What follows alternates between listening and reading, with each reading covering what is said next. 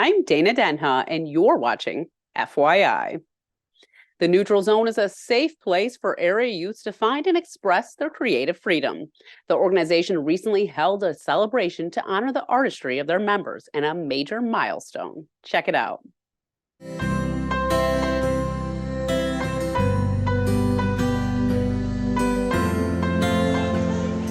Happy birthday to Neutral Zone, 25 years, and we're having a street party out here in front of the Neutral Zone on Washington Street. We have alums, friends, and former teens and parents from the past 25 years joining us here to celebrate everything that we've accomplished. If you have like someplace like the Neutral Zone, you have teens coming from all around the Ann Arbor area, meeting up and coming to these specific programs to have important conversations about important things going on in the world and to see what we can do to make those changes. We have a huge lineup today. People who have been teens at the Neutral Zone, people who've been staff members at the Neutral Zone, and a huge variety of performances from full rock bands, ska bands, rappers, drag queens, poets. Neutral Zone is a place that says yes to teenagers' ideas, and that is the most important thing about the Neutral Zone. The Neutral Zone listens to teenagers and encourages crazy, creative, outlandish ideas that are hard to do. Youth are so much more talented and smart than the larger community gives them credit for. They don't need people to tell them what to do. They need people to support them in doing what they already know to do. The reason Neutral Zone needs to be supported and needs to continue to exist is to provide opportunities for all of the young people's experiences in Ann Arbor. People who are seeking to say something and don't have the power already. People who are seeking to grow professional quality skills and take them out of the world beyond the bubble of Ann Arbor. For more on this youth-driven organization, visit neutral-zone.org. Stay tuned, and we'll be back with more in exactly 30 seconds.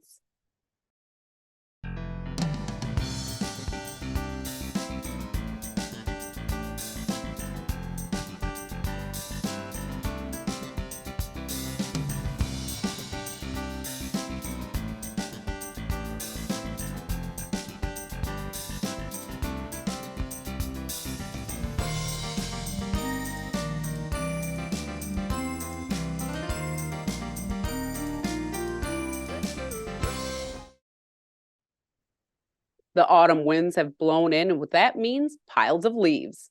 Learn the best practices for fall cleanup in this month's City Roundup in 60.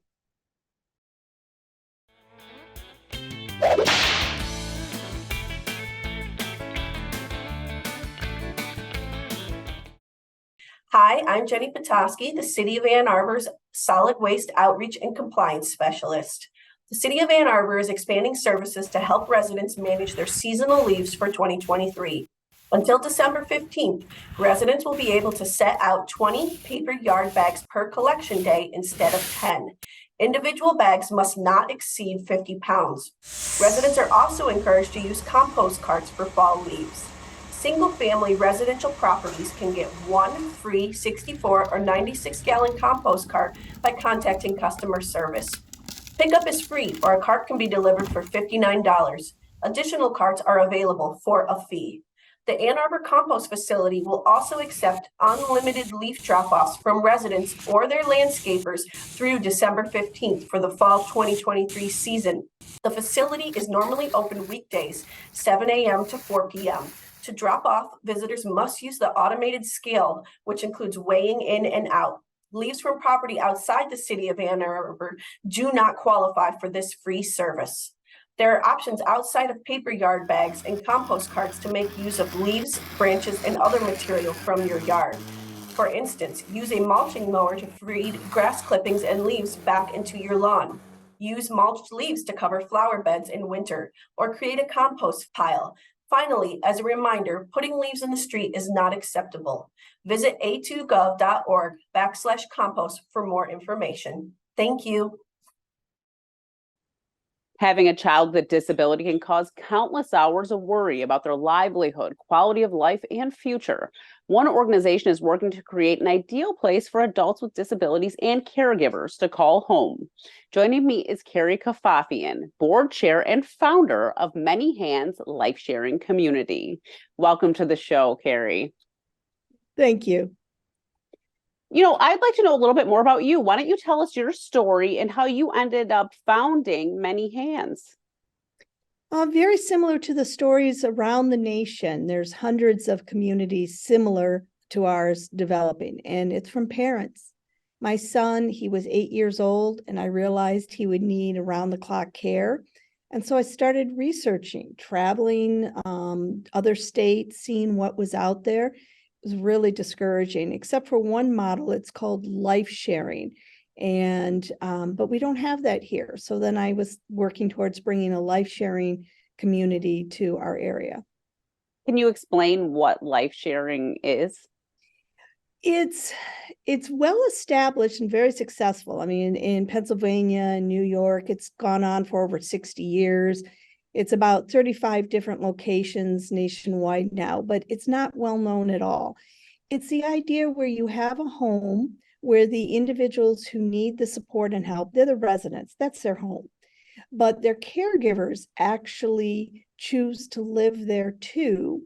And it gives it more of a family style home. You don't have sharp shift changes, things like that occurring. It's really, like I said, it was the closest I could find for my son in a family home, which I wanted for him. Yeah. So when you say caregiver, do you mean like you, or would it be a nurse? How does that work?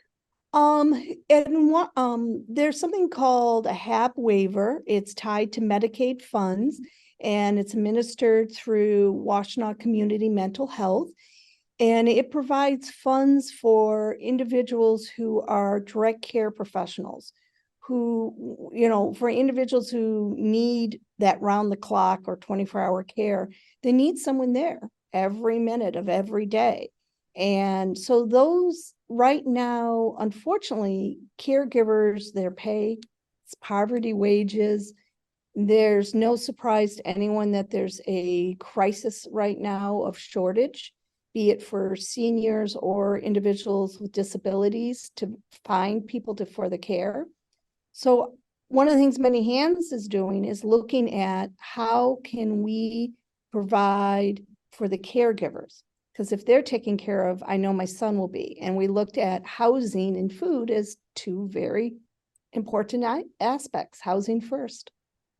Yeah, and it's a shame that people that are caregivers are making such little money because we need them. Like, that's a job that's a necessity that I'm sure, and I think you mentioned this in your press release, that it's a job that a lot of people aren't going after anymore. No, there's people, it really comes from the heart, but it's very difficult if by doing this caregiving, you're not able to support yourself or your own family. I mean, people shouldn't be left with those choices.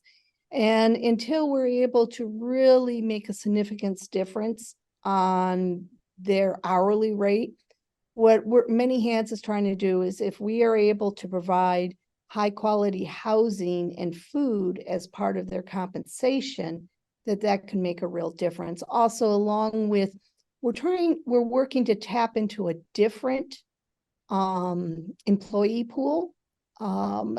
Usually in these life sharing communities, about 60% are young adults under the age of 30. It could be someone from AmeriCorps. It could be someone who's a social worker and needs to do an internship.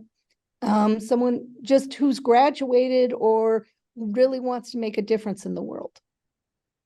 Well, tell us about what Many Hands actually is and why it is a necessity in Washtenaw County. You did mention that, these life sharing communities don't really exist here in Michigan, but bringing it here and making it a place for, what would you say, over 100 or around 100 people?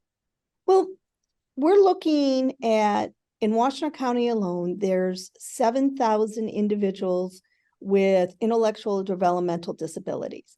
And we have 90 acres that we're in the process of acquiring. And we're going to have paths, walking trails. It's an open campus. We're going to have an agricultural, it's going to be an organic farm, actually a regenerative farm. And so we're going to have produce available and activities going on. There'll be farm animals, like think alpacas and some goats and some ponies, because most of the individuals have always been cared for. By having the live animals there, now they have an opportunity to care for something else. A bakery, a community center with a gymnasium and other activities and a stage for performances, along with a meeting place or a little cafe that's a bit more retail in feel. So if someone really wants to get life skills working behind a counter, there's an opportunity there. I see everybody being able to use this and visiting and interacting, whether they have disabilities or not. And then on top of all the activities we're doing, we're also providing housing for 32 individuals who do need that 24-hour care. And with their caregivers living on site too, they're actually the minority, the residents. It's a total of about 100 people, with plans to eventually expand if needed. So how is this goal coming to fruition? Do you need funds now to get the acreage? Do you have the acreage, breaking ground, all that stuff? I mean, this is a big dream. We are very, very fortunate that a local family foundation, they don't want to be mentioned, but thank you, and they know who they are. They looked at what we're trying to do and they said, housing first. They were very much taken by the fact that we are concerned about the caregivers and where do they live and are they going to be able to live in the communities where they work. And they were talking more general terms, but we're the ultimate living in the community where you work. And so that was really intriguing. And so they said, I understand you're a new organization. You need land to be real. They said, go out, find the land, we'll help you get it. And they have. And right now what we have is a 0% interest loan for the land, and it'll be fully forgivable. It's a matching campaign. So as we receive additional donations, which will go towards the building of the community, that will then forgive the loan for the land. So we're very fortunate. What is your timeline? You know, when do you hope to start building? Well, right now we are raising funds so that we can do some of the preliminary planning, infrastructure. We need to raise those funds pretty much right away. It's a goal of about 300,000. We have 50,000. And that's something we're finishing up this year. And then maybe over the winter or early next spring, we plan to launch a capital campaign to start building the buildings that we're going to put up in phases. You mentioned that this was really because you have a son that needed full-time care.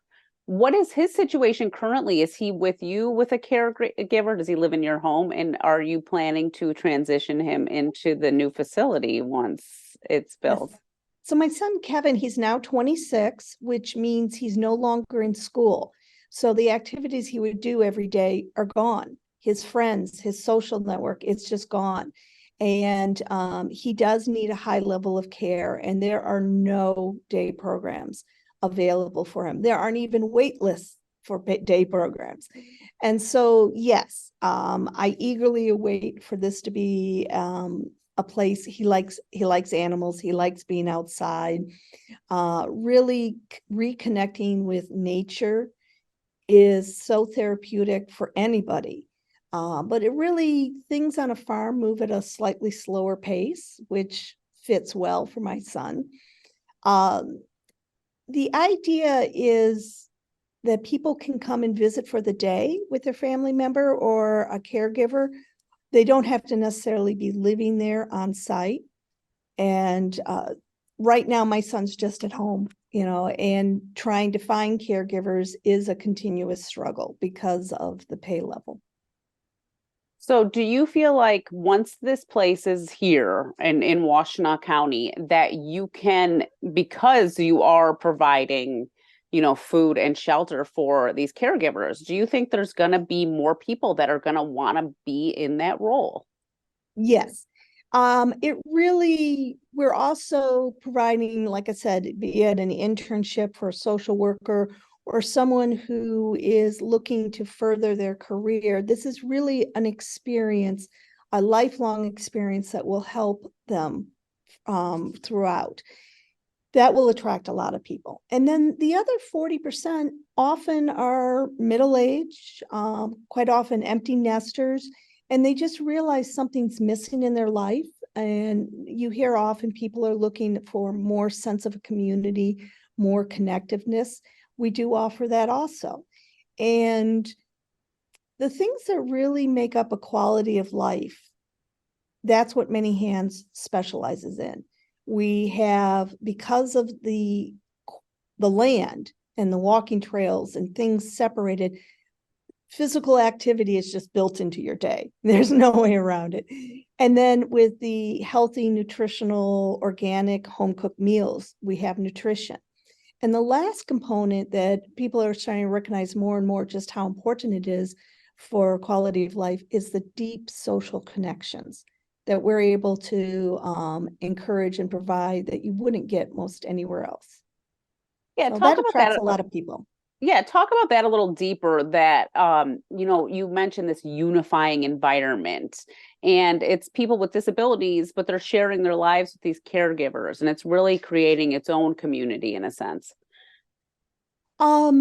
It's hard to imagine unless you've actually seen it. And that's where traveling and seeing these other communities, they're called Camp Hills, and seeing how successful they've been is really powerful. What we're doing is we're being very conscientious of burnout. So the caregivers who live there on site have a couple days off in a row. They have their own space, behind a locked door where they have their own little TV, refrigerator, whatever they need.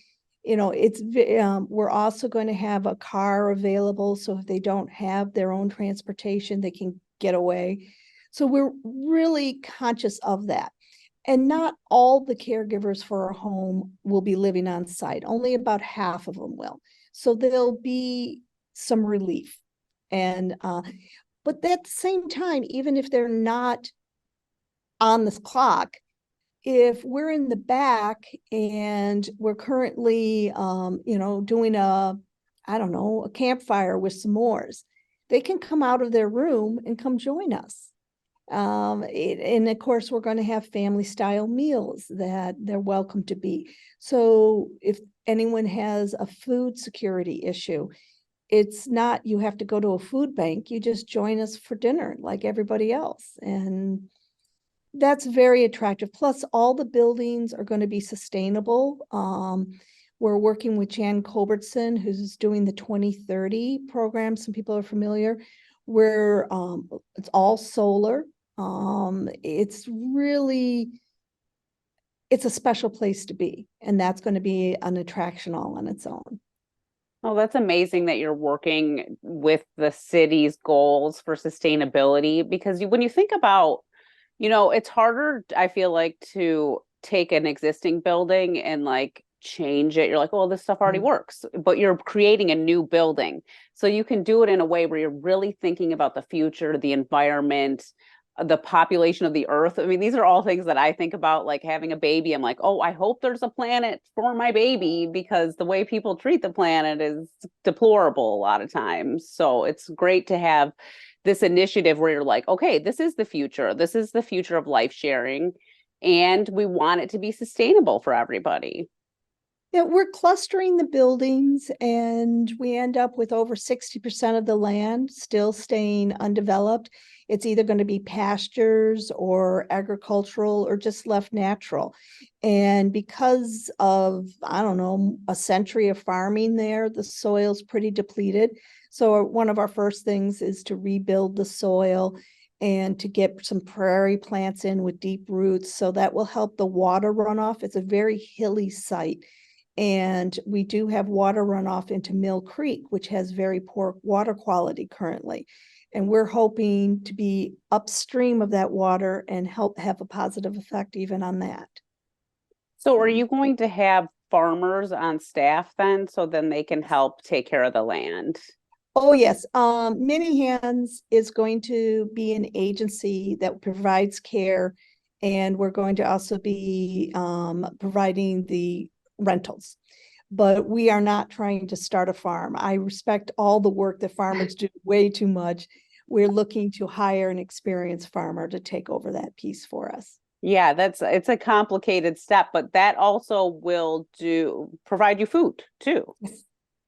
And Yeah. activities. I mean, for my son, he wouldn't be working behind a cafe counter. He's more interested in just watering plants or scooping and feeding the goats while they're being milked or something along those lines. When you talk an agricultural situation, there's endless opportunities for very meaningful, needed work. Yeah, and you mentioned a few times animals and how they're therapeutic in a way, and they really are. And what kind of animals are you planning on having? Do you know yet? Well, we'll definitely have a couple alpacas. Another community, it's so funny. There was a young man who he needed to get more exercise. Let's just put it that way. But he wasn't very motivated. But John, you could walk the alpaca around the neighborhood. The alpaca needs to go for his walk. Next thing you know, John's out walking the alpaca. So there's a lot of opportunities. Goats are pretty hardy, not too big, maybe a couple cows. It's more for the opportunities of the interaction for the residents. And the same thing with the cafe that we're having. We're not trying to run a cafe. We're trying to have a way for people to gain life skills operating in a more retail setting, in a way that the wider community of Dexter and the Ann Arbor area can come and visit us very easily. They can stop in for a cup of coffee. Yeah, it really sounds like an amazing place. If you wanted to just stay there all the time, as a caregiver, there's no reason to leave unless you want to see your family and stuff, everything you would need is there. Yes, I will say there are some limitations. I mean, most of the caregivers, they have a room, and so as they progress in life and get married and have children, we do have one position for each house. It's called a house parent, and they have their own apartment. And quite often, that position, you're not a direct caregiver at that point. You're overseeing the whole running of the house. But quite often they have children. And so now we have multi-generations there on site too. Yeah, it's beautiful to think about everything that you're trying to do here and then thinking that this is actually going to be real. I mean, I'm sure for you even, it almost feels surreal that this is really happening. Yes, at this point, we need to finish the plans so that we can start the construction and funding. It does come down to that. But I really think everyone yearns to belong, and they should have a sense, that they belong in a community, they can be themselves. And that's really important. And that's the option we're trying to provide here. When in terms of for people like you who would have to put your son in there, affordability, is that something that's in your thought process? Well, that is what we're doing uniquely that no one else has done. And it's the most innovative part. These life sharing communities that are in existence often are at least half private pay, half donation supported. But we look at in Washtenaw County, if your loved one needs around the clock care and they live on their own, Washtenaw County is already supporting them with an incredible amount of money. And if we tap into those existing funds, we're a very unique nonprofit that once we have the buildings built with private donations, the public funds through Medicaid will almost cover all of our ongoing operating funds. So we're very stable in that sense, that we're not worried that we build it and then how do we keep it going? That's already in place. We just have to Awesome. tap into it. And that then leads to, and this was important to me and the board, that there is no cost for the family necessarily. And so it doesn't matter what your income is or your family wealth. It's an option for anyone. Yeah, that's good to know, because I feel like a lot of times when people think about places like this, they're like, we can't afford that. We can't put someone in and deal with these monthly bills. But you're saying that it's taken care of essentially. Yeah, because the systems, like I said, through the HAB waiver and through Medicaid, those funds are already being provided for the care. And then the SSI, we're keeping the rent low so that, the SSI checks, Social Security will more than cover it and things like that. Because Well, we're almost out of time, but before we go, why don't you tell people how they can support Many Hands and why they should choose this as an organization to support? So Many Hands, you can always find more information and details on our website, which is manyhandslc.org. Again, that's manyhandslc.org. And of course, my contact information is there if you have any direct questions. Really, I think individuals and family members who are facing this crisis of care and housing for disability is so much more prevalent in our community than people realize, because it is behind closed doors, is hidden. And so by being able to provide the best care possible for the person who needs it, it's going to have a wide effect on the whole family, on siblings, on their parents. People worry a lot about senior citizens. Well, imagine being 70, 80 years old, taking care of your kid at home. It gets very quality of life. And also, because we are innovative on ways to take care of the caregivers, we're now showing the whole world a different way of supporting caregivers. And we're hoping that others will see us and replicate it up in Lansing or Grand Rapids or out of the state. We really want to be an example of a different way of doing things. Well, I hope that is true. I hope that this place opens and then you see more around Michigan, because it seems like it's something that is really needed.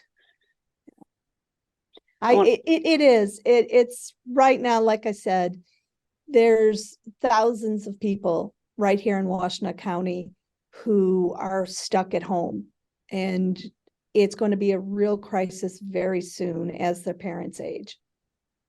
Well, I want to thank you, Kerry, for coming on the show and telling us about this organization that has so many exciting things on the horizon.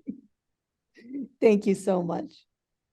For more on this and other programs, visit a2gov.org/CTN. Visit youtube.com/CTN Ann Arbor to see all that we have to offer. And remember to like, subscribe, and ring that notification.